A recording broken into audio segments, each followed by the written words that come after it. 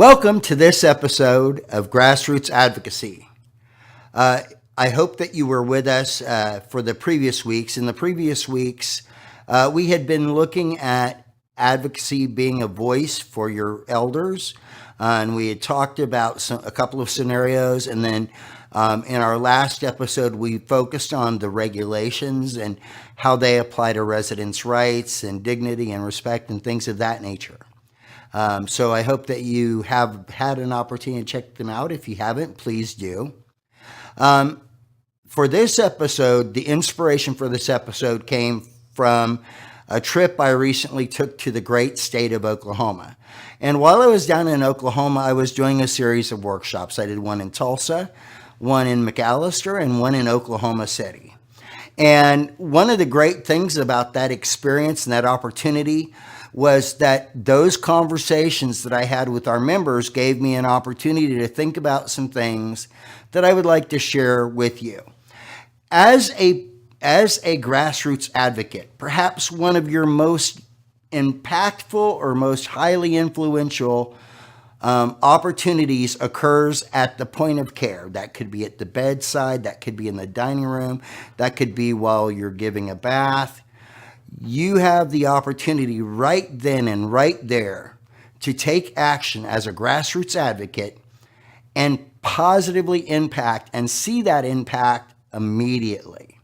And so for this episode, we are going to look at these particular topics. We're going to look at encouraging patience. We're going to look at encouraging understanding. We're going to look at encouraging realism. We're going to look at education, and we're going to look at professionalism. So when I talk about encouraging patience, one of the things that they say about the healthcare system is that we eat our young.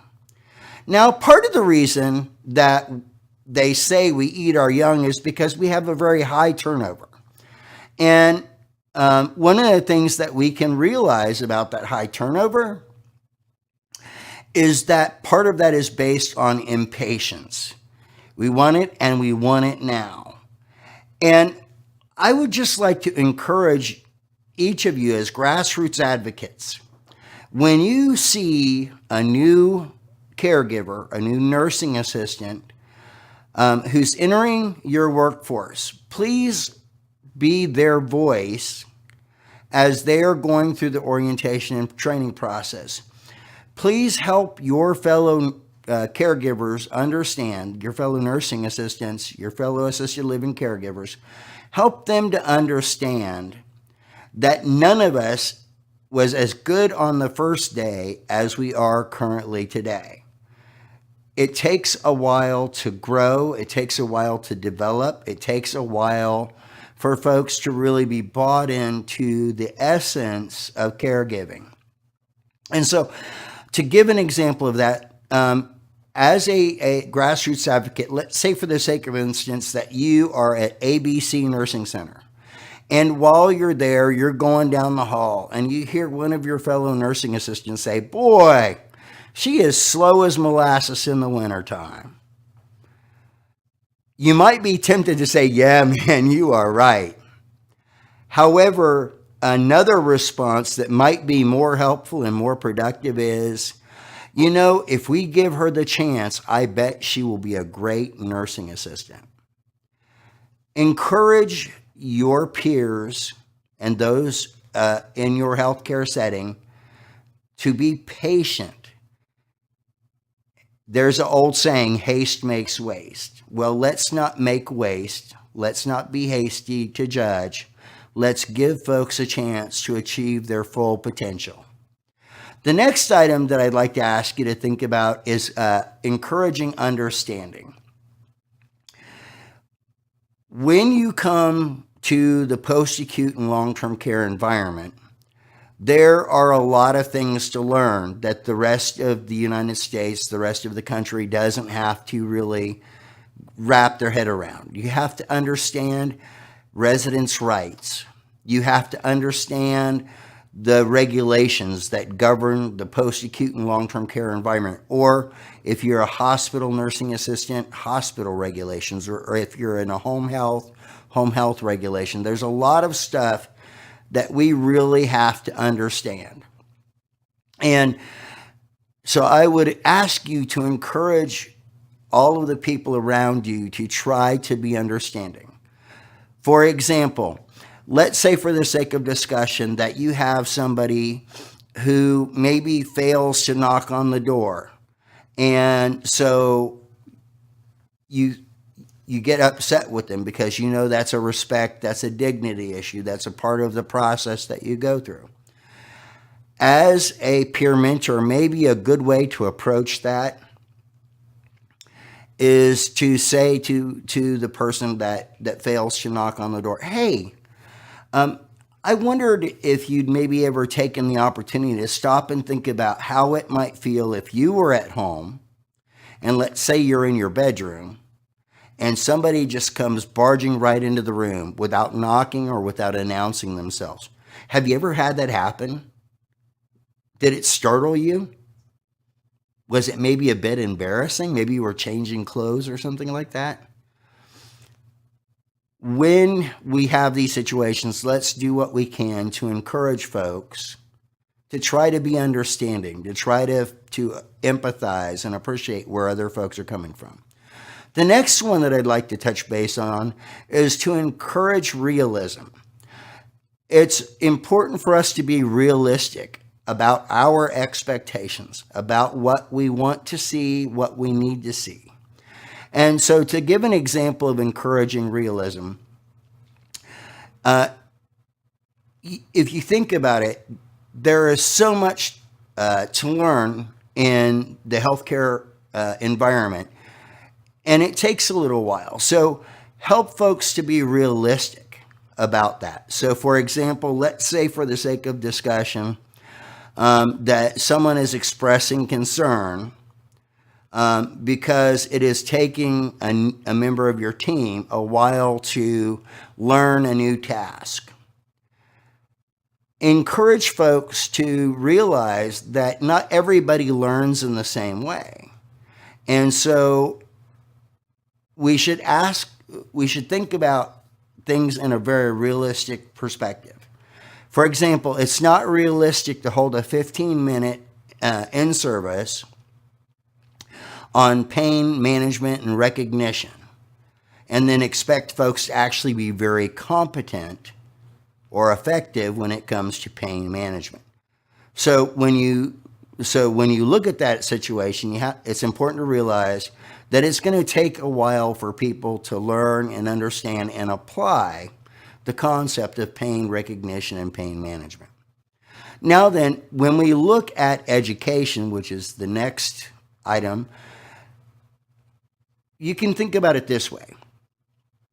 People who come into the care setting, in some instances, are certified. They may have even had a fair amount of experience in various care settings.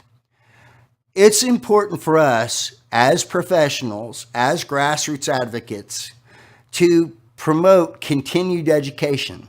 Because if you think about it, things happen on a daily basis that change the way we deliver care. They change the way you deliver care in your setting. For example, let's say for the sake of discussion that you got a new lift system in your center. Well, it's important to encourage everybody to learn that new lift system, even if it's similar to other lift systems that you already have, because not every lift system works the same way. Another great example of this is for those of you that have completed the Certified Nursing Assistant Certification course, you had a requirement for about 1 hour of dementia care education.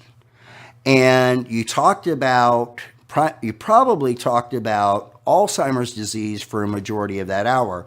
And there's a good reason for that. That is the most commonly occurring form of dementia that we see in healthcare. Now, having said that, there are other forms of dementia.